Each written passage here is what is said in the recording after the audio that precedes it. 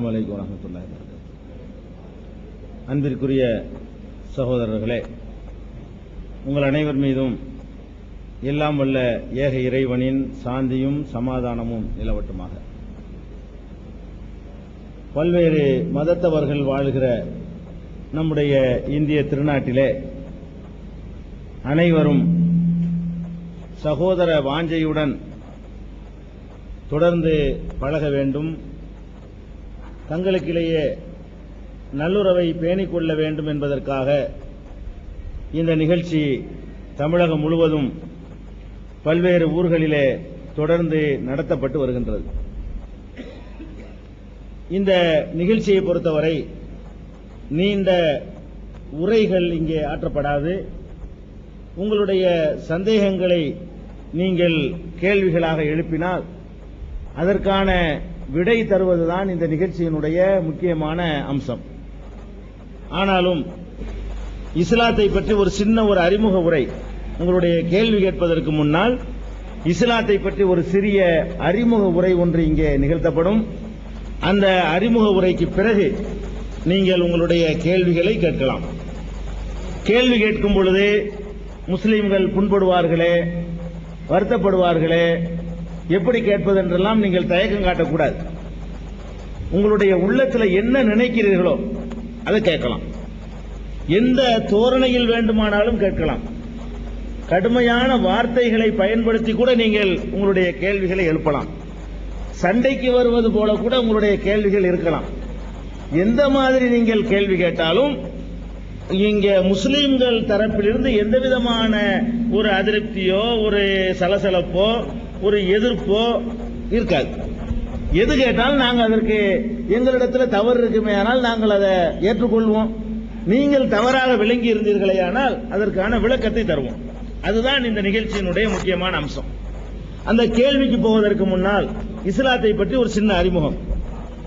இப்ப நாங்கள் ஏற்றிருக்கிற இஸ்லாம் என்ற இந்த மார்க்கம் 14 நூற்றாண்டுகளுக்கு முன்னால் அரபு பிரதேசத்திலே தோன்றிய முகமது நபி என்று அழைக்கப்படுகிற நபிகள் நாயகம் ஸல்லல்லாஹு அலைஹி வஸல்லம் அவர்களால் இந்த உலகத்திற்கு மறு அறிமுகம் செய்யப்பட்ட மார்க்கம்.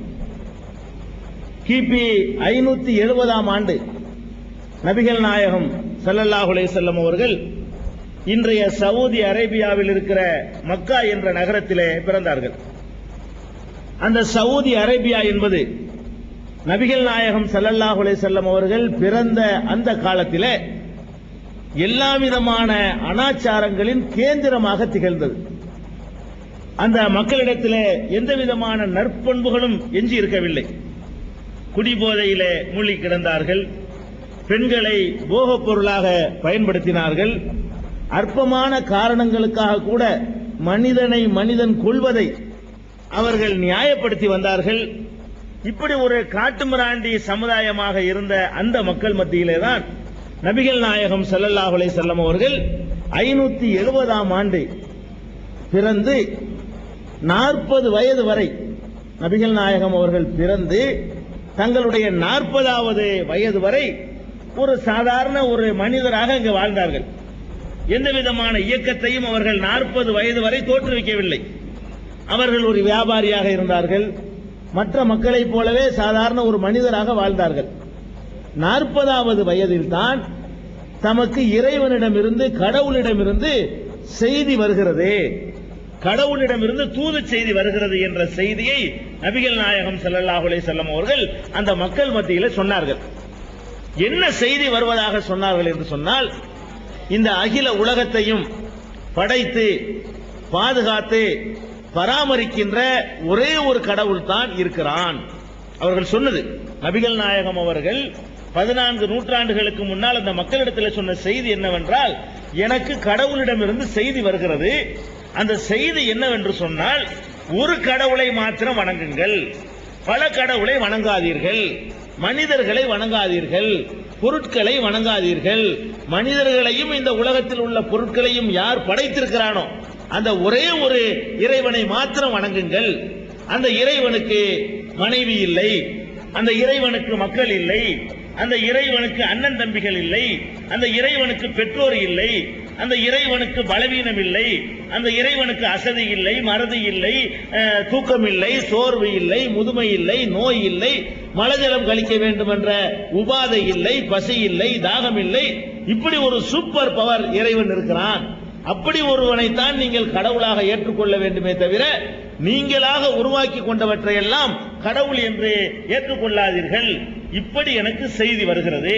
நபிகள் நாயகம் சொன்னார்கள், இதுதான் எனக்கு வருகிற செய்தி. திருடாதீர்கள், மதுபானம் அருந்தாதீர்கள், விபச்சாரம் செய்யாதீர்கள், சூதாடாதீர்கள், ஏமாத்தாதீர்கள், மோசடி செய்யாதீர்கள், பொய் சொல்லாதீர்கள், புறம் பேசாதீர்கள், அடுத்தவருடைய உரிமைகளில் தலையிடாதீர்கள், கொலை செய்யாதீர்கள், உறவினரை அனுசரித்து வாழுங்கள், மக்களுக்கு உதவியாக இருங்கள்.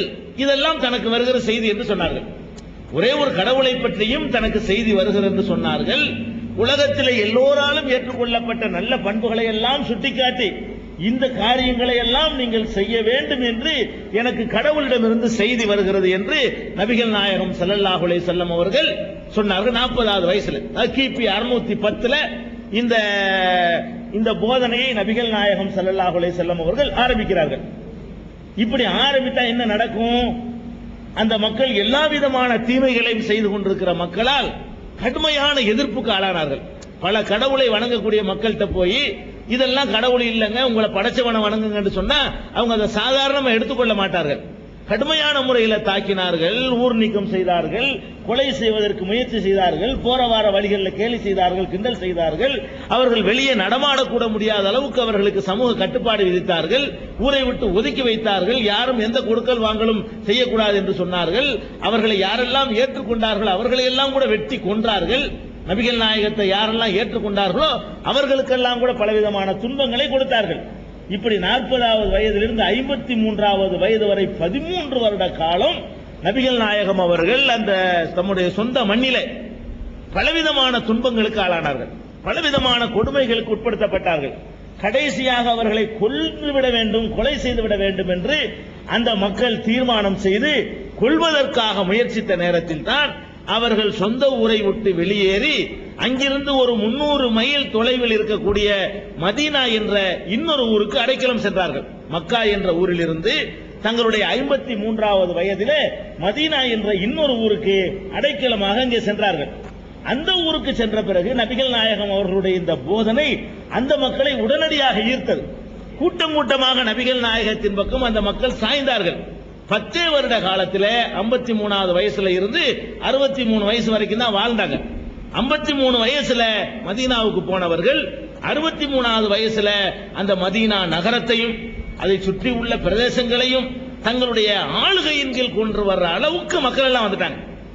மக்கள் அனைவருமே வந்து விட்டார்கள். எந்த ஊர் விரட்டி அடித்ததோ சொந்த ஊர், அந்த மக்களும் கூட பின்னர் நபிகள் நாயகம் அவர்களுடைய அந்த கொள்கை ஏற்றுக்கொண்டார்கள். நபிகள் நாயகம் அவர்கள் மரணிக்கிற நேரத்தில் அவர்கள் மிகப்பெரிய சாம்ராஜ்யத்தின் அதிபராக மரணித்தார்கள்.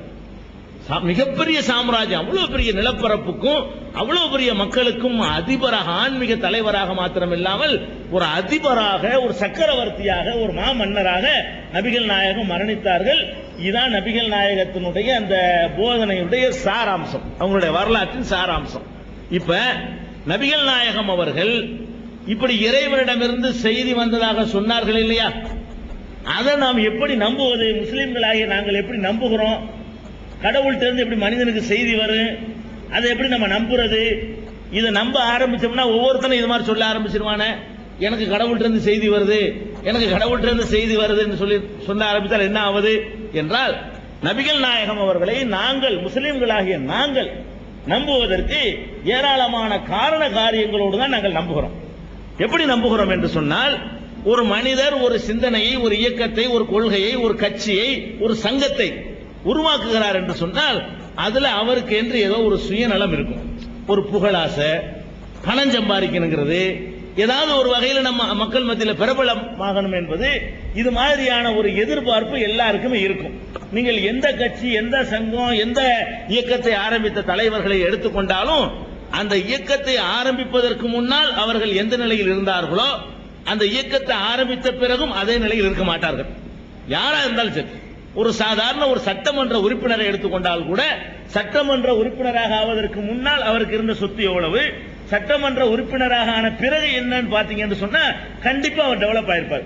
ஒரு பஞ்சாயத்து போர்டு தலைவர் எடுத்துக்கொண்டால் கூட அந்த தலைவர் ஆகுறதுக்கு முன்னாடி அவருடைய நிலைமை என்ன, தலைவர் ஆன பிறகு அவருடைய நிலைமை என்னன்னு பாத்தீங்கன்னு சொன்னா கண்டிப்பா அதுல ஒரு பெரிய முன்னேற்றம் இருக்கும். அப்ப முகமது நபி அவர்கள் இப்படி நான் எனக்கு கடவுள்கிட்ட இருந்து செய்தி வருதுன்னு மக்களை திரட்டி வசூல் பண்ணி அவங்கள்ட்ட இருந்து சம்பாதிச்சு ஆட்சியை கைப்பற்றி தனக்கு ஏதாவது சேர்த்துக் கொள்வதற்காக முயற்சி பண்ணி இருப்பாரோ என்ற கோணத்தில் நபிகள் நாயகத்தை நீங்கள் உரசி ஆய்வு செய்து பார்த்தால் இல்லை என்ற ஒரு முடிவுக்கு நீங்கள் வருவீர்கள். ஏனென்றால் நபிகள் நாயகம் அவர்கள் 40வது வயதில் தான் நான் கடவுளுடைய தூதர் என்று சொன்னார்கள். அந்த 40வது வயசுல அந்த ஊரிலேயே பெரிய செல்வந்தர் நபிகள் நாயகம். நபிகள் நாயகம் அவர்கள் இந்த இயக்கத்தை ஆரம்பிக்கிற நேரத்தில், இந்த இஸ்லாம் என்ற கொள்கையை உலகத்திற்கு சொன்ன நேரத்தில் அவங்க சிங்கிள் டீக்கு லாட்டரி அடிச்சுக்கிட்டு இருக்கல. நபிகள் நாயகத்தினுடைய நிலைமை எப்படி இருந்தது என்று சொன்னால், அன்றைக்கு அந்த ஊரிலேயே பெரிய பணக்காரர் யார் என்று சொன்னால் நபிகள் நாயகம் தான். பணத்துக்கு பஞ்சமே கிடையாது. ஆனால் அதே நபிகள் நாயகம் அவர்கள் ஒரு மாபெரும் சக்கரவர்த்தியாக இருந்து மரணித்தார்களே, மரணிக்கும் பொழுது அவர்கள் விட்டு சென்றது என்னன்னு பாத்தீங்கன்னு சொன்னா, ஒரு கோவேறு கழுத, ஒரு குடிசை, ஒரு கயிற்று கட்டிலு, இது மாதிரியான ஒரு நம்ம இந்த காலத்தில் அதுக்கு நீங்க மதிப்பு போட்டீங்கன்னு சொன்னா ஒரு 10,000 ரூபாய் மதிப்பு போடலாம். அவர் மரணிக்கிற நேரத்தில் ஒரு 10,000 ரூபாய்க்கு கூட குறையாத மதிப்புள்ள பொருள்கள் தான் அவருக்கு என்று உடமையா இருந்துச்சே தவிர வேற ஒண்ணும் இல்லை. பெரிய கோடீஸ்வரரா இருந்தவர் இந்த இயக்கத்தை ஆரம்பிச்ச பிறகு எல்லாத்தையும் இழந்து அவர் ஒன்றுமில்லாமல் மரணித்திருக்கிறார். இதை நம்ம பார்க்கிறோம். அப்ப இந்த பொருளாதாரத்தை 40 வயசு வரை சொகுசா வாழ்ந்தவர், வசதியா வாழ்ந்தவர், இந்த கொள்கையை சொன்ன பிறகு கொஞ்சம் கொஞ்சமா எல்லாத்தையும் இழந்து, வீட்டை இழந்து, வாசலை இழந்து, சொத்து சுகங்களை இழந்து, சொந்த ஊரையும் இழந்து கடைசியா ஒரு நாட்டில் போய் தஞ்சம் புகுந்துறார். அந்த நாட்டுக்கு அதிபரா போன பிறகாவது சம்பாதிச்சிருக்காரு கேட்டா சம்பாதிக்கல. இதை பார்க்கிறோம். இவர் அப்பழுக்கற்ற ஒரு நேர்மையான ஒரு மனிதர் தான், இவர் சுத்தமான ஒரு மனிதர் தான். இவருடைய இந்த பிரச்சாரத்துக்கு பின்னாடி எந்த விதமான சுயநலனோ எந்த விதமான எதிர்பார்ப்போ இல்லைங்கிறது சந்தேகம் வர நிரூபிக்கிறார். அது மாத்திரம் இல்ல, நபிகள் நாயகம் அவர்கள் மதீனாவுக்கு சென்று ஒரு மாபெரும் சாம்ராஜ்யத்தை நிறுவி அதனுடைய அதிபராக ஆன பிறகு அவர்களுடைய வாழ்க்கை எப்படி இருந்தது என்று சொன்னால், நபிகள் நாயகத்தினுடைய மனைவி ஆயிஷா அவர்கள் சொல்கிறார்கள், எங்களுடைய வீடுகளிலே தொடர்ந்து 2 நாட்கள் அடுப்பு மூட்டப்பட்டதில்லை. ஒரு நாளைக்கு அடுப்பு மூட்டணும்னு சொன்னா அடுத்த நாளைக்கு சமைக்க முடியாது. நாங்கள் 3 நாட்கள் வயிறார தொடர்ந்து சாப்பிட்டது இல்லை. ஒரு நாள் வயிறார சாப்பிட்டோம்னா 2 நாளைக்கு சாப்பாடு கிடைக்காது. இதுதான் நபிகள் நாயகத்தினுடைய குடும்பத்தாராகிய எங்களுடைய நிலைமை என்று அவங்களுடைய மனைவி ஆயிஷா அவர்கள் இந்த உலக மக்களுக்கு சொல்கிறார்கள். நபிகள் நாயகம் அவர்கள் என்ன சாப்பாடு சாப்பிடுவார்கள் என்று கேட்டா, கோதுமை இருக்கு. நபிகள் நாயகம் சல்லடையை தங்கள் வாழ்க்கையில் பயன்படுத்தியதில்லை. சல்லடை தெரியுமில்ல, மாவை சலிப்பதற்காக யூஸ் பண்ணக்கூடிய அந்த சல்லடை இருக்கு பாருங்க, அதை நபிகள் நாயகம் யூஸ் பண்ணது இல்லை அப்படின்னு ஒரு நபிகள் நாயகத்தினுடைய தோழர் சொல்லும் பொழுது அடுத்த தலைமுறையில் உள்ளவர் கேட்கிறாரு, சல்லடை யூஸ் பண்ணாம எப்படி நீங்க சாப்பிட முடியும்? அவர் சொல்றாரு, கோதுமை எடுத்து திருகையில போடுவோம், எங்க கைனால நாங்க அரைக்குவோம், அரைச்சோன்னா அரை குறை அது உடைஞ்சு வரும், அதை எடுத்து நாங்கள் வாயால் ஊதுவோம், உமிகள் பறந்து விடும், எஞ்சியதை தண்ணீர்ல குழைச்சி அதை சாப்பிட்டுக்கிறோம், ரொட்டியா இல்ல கோதுமை. இதான் நபிகள் நாயகத்தினுடைய உணவு. இப்படி சில நாட்களில சிறிதளவு பேரிச்சம்பழங்களும் தண்ணீர் மட்டுமே நபிகள் நாயகத்தினுடைய உணவா இருந்துச்சு. அப்ப எந்த சாப்பாட்டுக்கு தானங்க ஒருஜான் வயிறு இல்லாட்டி உலகத்துல ஏது கலாட்டான்னு சொல்றான். எல்லாம் இந்த ஒருஜான் வயிற்றுக்காகத்தான் நம்ம என்ன பண்றோம், சம்பாதிக்க ஆசைப்படுறோம், பணக்காரனாக ஆசைப்படுறோம். அப்ப இந்த வயிற்றுக்காக அவர் என்ன சாப்பிட்டார், என்ன உணவு உட்கொண்டார் நீங்க பாத்தீங்கன்னு சொன்னா ஒண்ணுமே இல்லை. அதே நேரத்தில் அவருடைய ஆட்சி முறையில இந்த சோமாலியா, எத்தியோப்பியாவுல வறுமை தாண்டவம் ஆடுகிறத அந்த மாதிரி இருந்திருக்குமோ என்றால் அப்படி இருக்கவில்லை. அவர்கள் ஒரு சக்கரவர்த்தியாக ஆன பிறகு அந்த நாட்டில் செல்வம் அவ்வளவு குவிந்து கிடந்தது. பள்ளிவாசல் தான் அரசாங்க தலைமை செயலகம். அந்த பள்ளிவாசல்ல மூட்டை மூட்டையாக பேரிச்சம்பழங்கள் அம்பாரமாக குவிக்கப்பட்டிருக்கும், ஒரு பக்கம் ஒட்டகங்களாக கட்டப்பட்டிருக்கும். அவர்கள் கொண்டு வந்த ஜகாத் என்ற புதிய பொருளாதார புரட்சிகரமான திட்டத்தின் மூலமாக பொருளாதாரத்தில் தன்னிறைவு அடைந்திருந்தது. என்ன பண்ணிட்டாங்கன்னு சொன்னா, அரசாங்கத்தினுடைய நிதியில் இருந்து ஒரு பேரிச்சம்பழத்தை கூட இந்த முகமதுடைய குடும்பத்தாரும் தொடமாட்டார்கள், தொடக்கூடாது, தொடுவது குற்றம் என்று உலகத்துக்கு சொன்னார்கள். பள்ளிவாசல்ல குவித்து கிடக்கிற பேரிச்சம்பழத்தை நபிகள் நாயகத்துடைய பேரன் ஹுசைன் அவர்கள் ஒரே ஒரு பேரிச்சம்பழத்தை எடுத்து வாயில போட்டு விடுகிறார். உடனே நபிகள் நாயகம் அதை பார்த்துவிட்டு தம்முடைய விரலை அந்த குழந்தையுடைய வாயில் விட்டு அந்த ஒரு பேரிச்சம்பழத்தை எடுத்து வெளியே தூக்கி போட்டுட்டு, முகமதுடைய குடும்பத்தார் அரசு கருவூலத்தை தொடக்கூடாது என்று உனக்கு தெரியாதா? என் பேரப்பிள்ளையா, சின்ன பிள்ளைங்க சொல்றாங்க, என் பேரப்பிள்ளையா இருந்துகிட்டு நீ எப்படி அதை தொடலாம்? அப்ப மிகப்பெரிய கோடீஸ்வரரா இருந்து இழக்கிறாரு, பிறகு கோடி கோடியா சொத்துக்கள் குவிகிற அளவுக்கு ஒரு அரசாங்கத்தை உருவாக்குறாரு. அதிலிருந்து ஒரு பேரிச்சம்பழத்தை அவர் தொட்டது கிடையாது.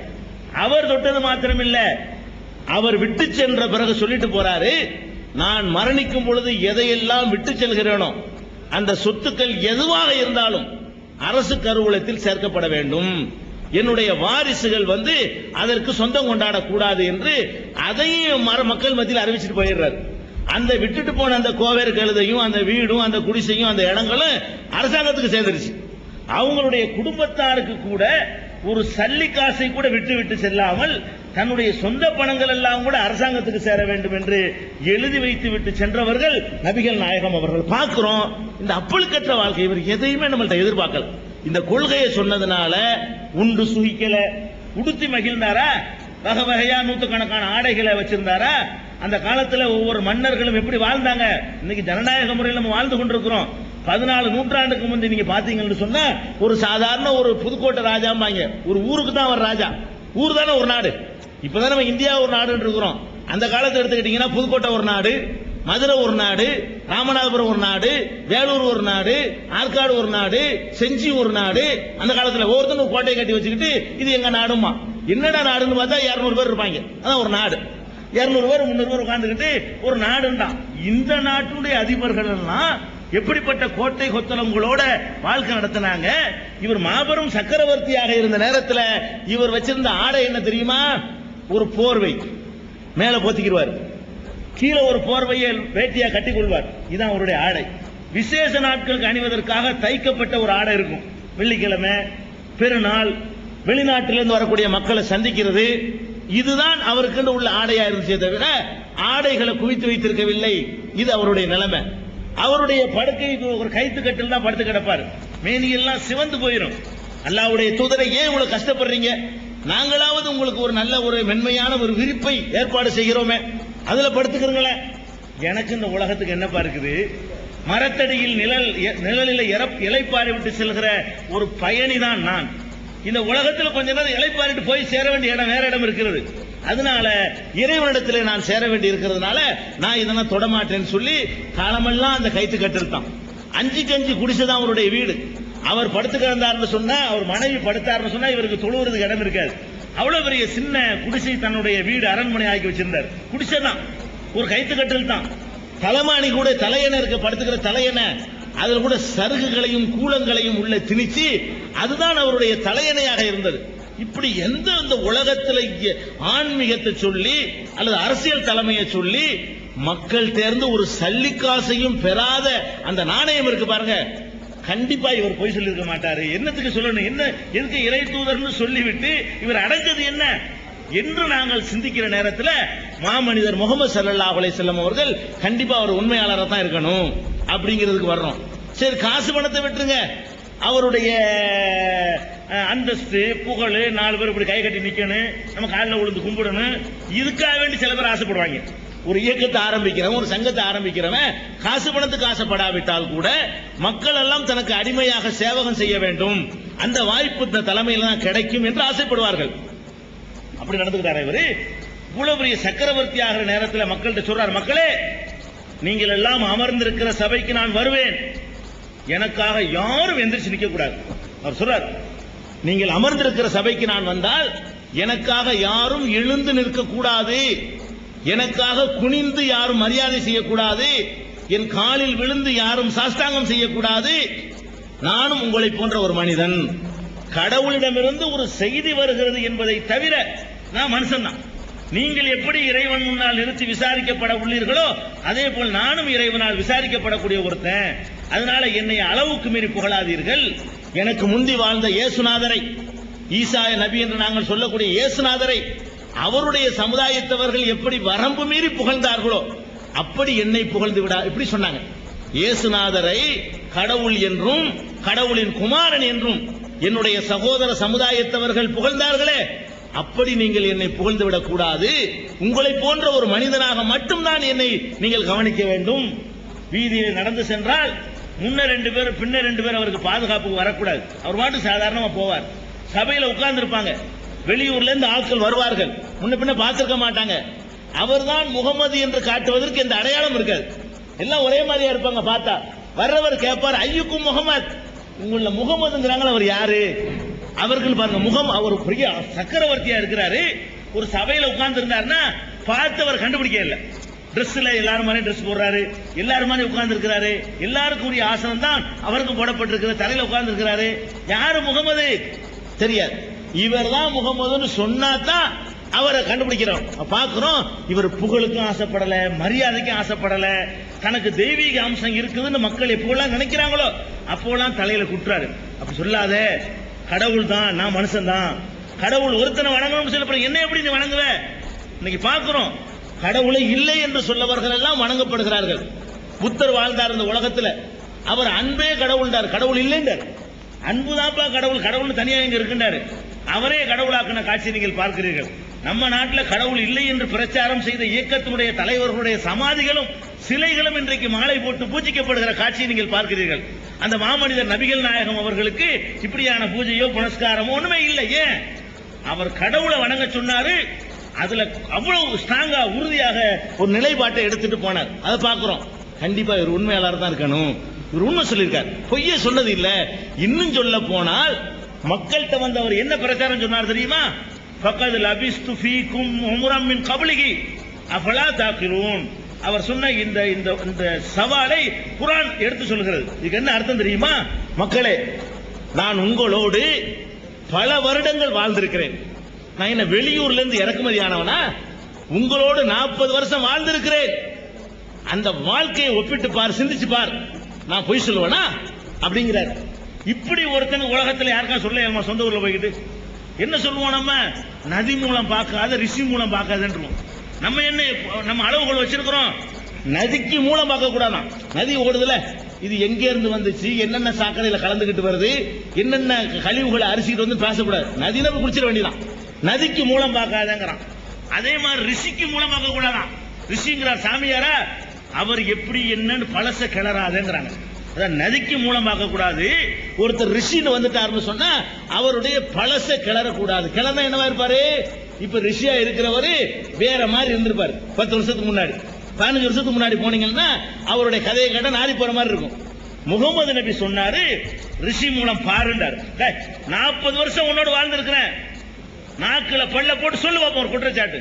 போய் சொல்லிருக்கனா, திருடி இருக்கிறனா, பொம்பளை பா சைட் அடிச்சிருக்கிறனா, ஏமாத்திருக்கிறனா, மோசடி செஞ்சிருக்கிறானா, வாங்கின கடனை இல்லைன்னு சொல்லியிருக்கிறானா, திமிரா நடந்திருக்கிறானா, 40 வருஷம் வாழ்க்கையை முன்னாடி வைக்கிறேன், ஒரு குறை சொல்ல என்னைய என்று தன்னுடைய வாழ்க்கையவே 40 வருஷ வாழ்க்கையை சொந்த ஊர்ல, நான் ஆம்பூர்ல வந்து விட்டு அடிச்சுட்டு போயிடலாம், நான் யாருங்கிற என் ஊர்ல போய் கேட்கணும். என்னுடைய 25 வருஷம் நான் எப்படி இருந்தேன், என்னுடைய 30 வருஷம் எப்படி இருக்கேங்கிறது என்னுடைய சொந்த ஊருக்காரருக்கு தெரியும், ஆம்பூர்காரருக்கு தெரியாது. முகமது நபி இது எங்க போய் சொன்னார் தெரியுமா? தன்னை 40 வருஷமா பார்த்துட்டு இருக்கிற மக்கள்கிட்ட போய் சொன்னார். சின்ன பிள்ளையில இருந்து பாக்குறாங்க, அவங்கள்ட்ட சொன்னாரு, உன்னோட தானே இருக்கிறேனா, 40 வருஷமா இருக்கிறேன்ல, 40 வருஷமா என்னுடைய வாழ்க்கையை பார்த்துட்டு நான் போய் சொல்லுவேன் நினைக்கிறியா? நான் போய் சொல்லுவேன். அப்ப 40 வருஷத்துக்கு ஒருத்தங்க நடிக்க நல்ல மாதிரி நடிக்கிறாத, ஒரு 5 நாளைக்கு தான் நடிக்க முடியும், 6ஆவது நாள் வெளுத்து போயிடும்.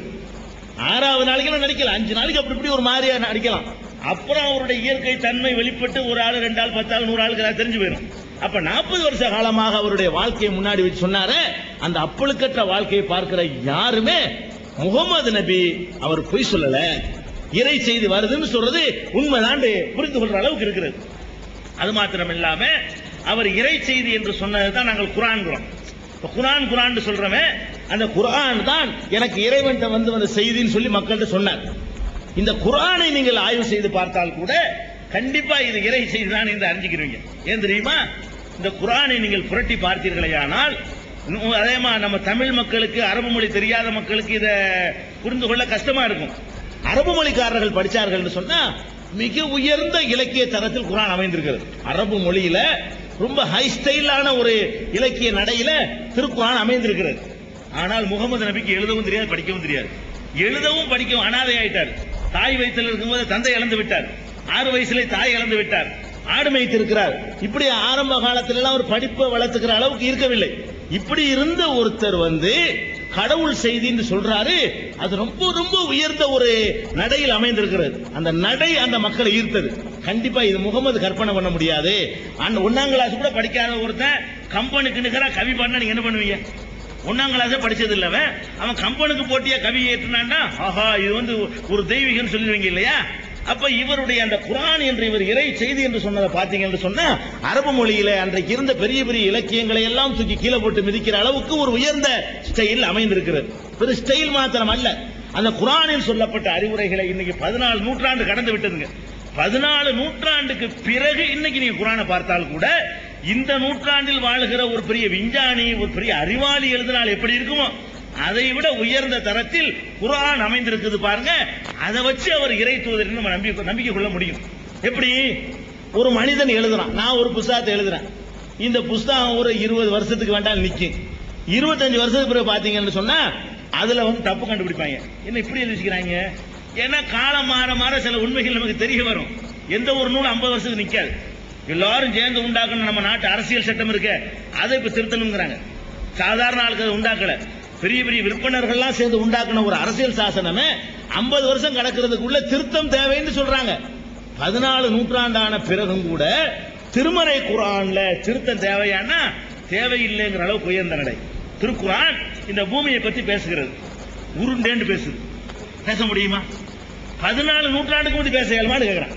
இந்த பூமி உருண்டை என்று இன்னைக்கு நம்ம எல்கேஜி, இன்னைக்கு சாதாரணமா நீங்க சொல்லணும், நான் சொல்லலாம் 1ஆம் கிளாஸ் பையன் சொல்லுவான்.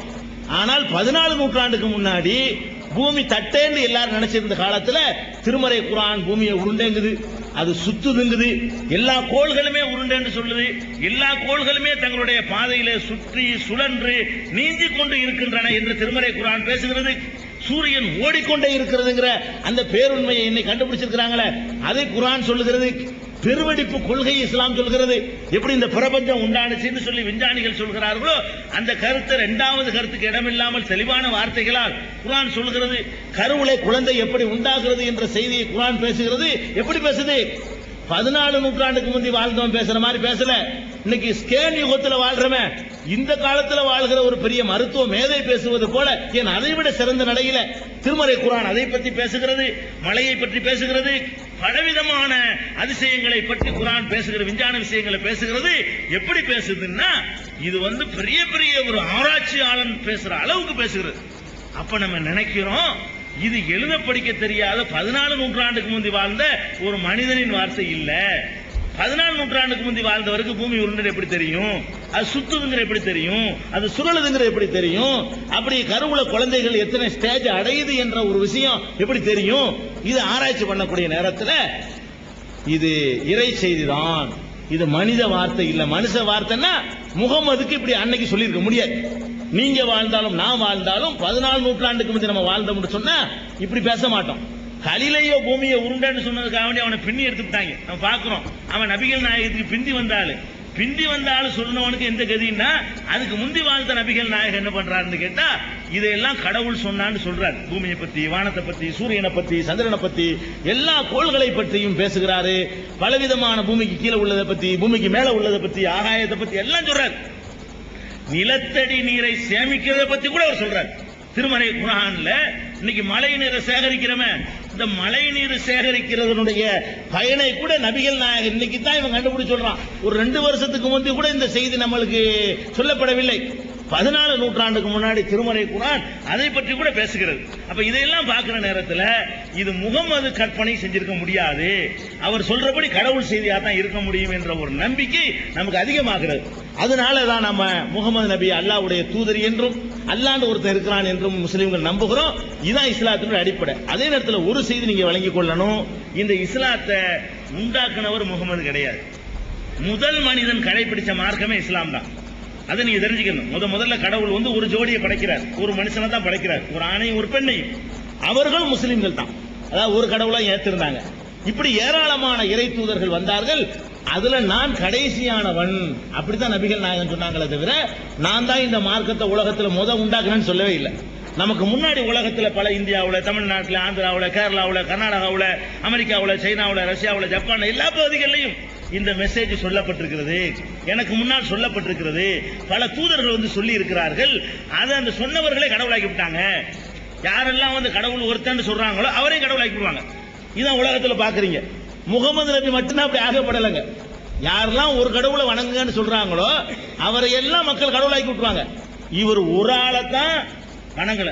உருவம் கூட எங்கள்கிட்ட கிடையாது. முகமது நபி எப்படி இருப்பாங்க தெரியாது. சிலை கிடையாது, படம் கிடையாது, மாலை போட மாட்டோம், பத்தி கொளுத்த மாட்டோம், உயிருக்கு மேல மதிப்போம். முகமது நபியை உயிரை விட மேலாக மதிப்போம். அப்படிப்பட்ட ஒரு அடிப்படையை போட்டு தனக்கு கூட எந்த மரியாதையும் செய்யக்கூடாது என்ற ஒரு சித்தாந்தத்தை உண்டாக்கி கடவுளை மட்டும் மனிதன் வணங்க வேண்டும், என்னைய கூட வணங்கக்கூடாது, என்னிடத்தில் கூட பிரார்த்தனை செய்யக்கூடாது, என்னைய கூட அழைக்கக்கூடாது என்று சொல்லி அதை உறுதியா நின்று போனார் பாருங்க. அந்த தூய்மையும் அவருடைய எளிமையும் அவருடைய அடக்கமும் அவருடைய நேர்மையும் தான் இந்த இஸ்லாம் ஒரு உண்மையான மார்க்கம் என்ற நம்பிக்கையை எங்களுக்கு ஏற்படுத்தி இருக்கிறது. அதனால இந்த அறிமுக உரையை நம்ம இதோடு நிறுத்தி கொண்டு இப்ப கேள்விகளுக்கு செல்ல போறோம். கேள்வி செல்வதற்கு முன்னாடி சில ஒழுங்குமுறைகளை